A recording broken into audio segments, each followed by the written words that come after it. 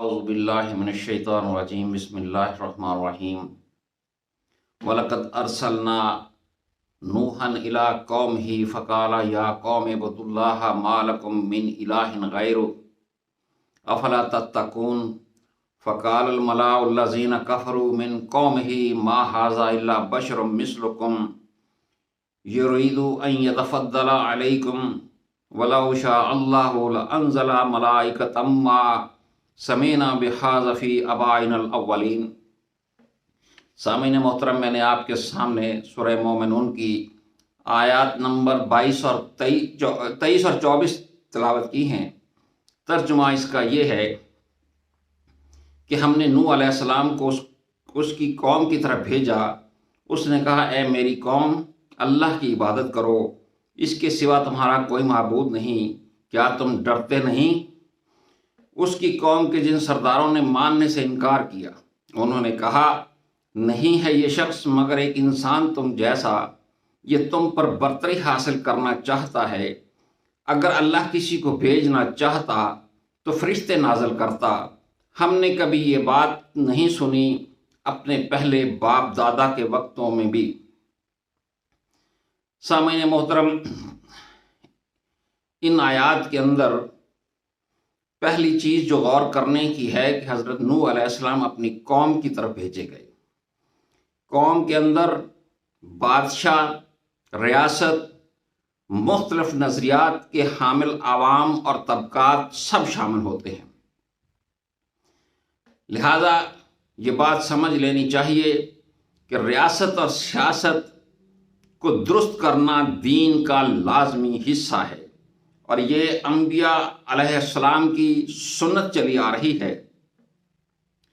اور دوسری چیز جس کی طرف حضرت نوح علیہ السلام نے اپنی پوری قوم کو دعوت دی، عبادت ہے کہ اللہ کی عبادت کرو، وہی تمہارا معبود ہے۔ عبادت کا مکمل مفہوم انسان اس وقت تک ادا نہیں کر سکتا جب تک انسان اللہ تعالیٰ کو قاضی الحاجات اور اقتدار کا مالک نہ سمجھے۔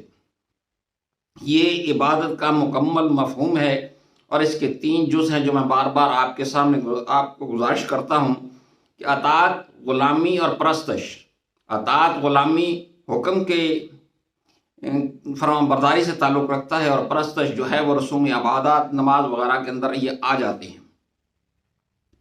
الہ قاضی الحاجات ہے اور اقتدار کے مالک کو الہ کہتے ہیں۔ اگر اللہ کے قوانین، اللہ کا نظام ہمارے ملک کے اندر نافذ العمل ہے اور اللہ کے قوانین کو آئین سے نکال کر باہر نہیں پھینکا جاتا، تو پھر تو اللہ ہمارا الہ ہے۔ اگر اللہ کے قوانین اور اللہ کا نظام ہمارے ملک کے اندر نافذ نہیں ہے تو پھر ہمارے کہنے سے یہ بات اللہ ہمارا معبود نہیں بن جاتا۔ اللہ کو معبود قرار دینے کے لیے ضروری ہے کہ اللہ کے ساتھ شرک سے احتراز کیا جائے، اور ریاست کا سارے قوانین اللہ کے قوانین کے تابع بنائے جائیں، اللہ کا نظام نافذ کیا جائے۔ اور دوسری بات، الہ اسی وقت بنتا ہے جب اللہ تعالیٰ کو قاضی الحاجات اور اقتدار کا مالک سمجھ لیا جائے اور بنا دیا جائے، اور اس کے لیے اگر نہیں ہے تو پھر اس کے لیے کوشش کی جائے، سر دھڑ کی بازی لگا دی جائے۔ اور فقال الملاء، یہ ملا جو ہیں یہ ریاستی حکام ہوتے ہیں۔ وہ انہوں نے جب دیکھا کہ اگر نوح علیہ السلام کا نظام اور اللہ کا نظام اس زمین کے اوپر نافذ ہو گیا تو پھر ہمارا اقتدار سارے کا سارا ہم سے چھین جائے گا، پھر اللہ کے دیندار لوگ آ کر ریاستوں کے اوپر حکومت کریں گے، اللہ کا نظام ٹھیک طریقے سے ہوگا، انصاف ہر شخص کے لیے ہوگا، ہر ایک کی عزت جان مال محفوظ ہوگا، تو پھر ہمارا اقتدار کدھر جائے گا؟ لہذا انہوں نے نوح علیہ السلام کو رسول ماننے سے انکار کر دیا، اور انہوں نے کہا کہ یہ تو ایک عام شخص ہے، جس سے یہ ثابت ہوا کہ پہلے تو انہوں نے کہا کہ یہ شخص ہم پر برتری حاصل کرنا چاہتا ہے، یہ حکومت پر قبضہ کرنا چاہتا ہے، یہ اقتدار حاصل کرنا چاہتا ہے، لہذا یہ رسولوں کی بشریت سے انکار کر دیا گیا کہ اللہ کسی بشر کو رسول بنا کر کیسے بھیج سکتا ہے۔ اور برتری سے مراد یہ ہے کہ انہیں اپنے اقتدار کا خطرہ پیدا ہو گیا۔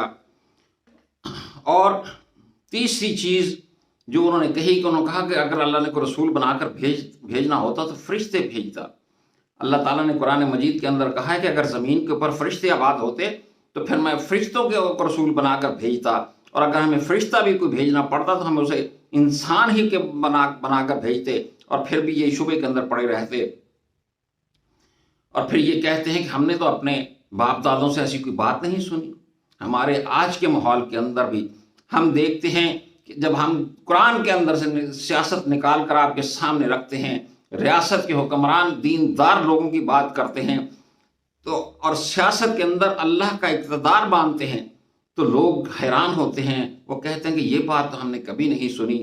یہ صدیوں کا سفر کر کے آہستہ آہستہ دین سے پیچھے ہٹتے ہوئے یہاں تک بات پہنچ گئی ہے کہ ہم ریاست، سیاست اور معاشرت اور تمدن کے اندر اللہ تعالیٰ کی مداخلت پسند ہی نہیں کرتے۔ اس کے باوجود ہم اللہ کو اپنا الہ بھی مانتے ہیں، ہم اسے رب بھی مانتے ہیں، لیکن یہ نہ الوہیت ہی مکمل ہے اور نہ یہ ربوبیت ہی مکمل ہے۔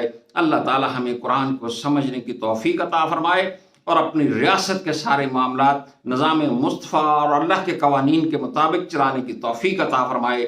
ہمیں ایسے نمائندے چننے کی توفیق عطا فرمائے جو اللہ کے دین کے قوانین کو ملک کا آئین اور قانون بنا دیں۔ وما علینا الا البلاغ۔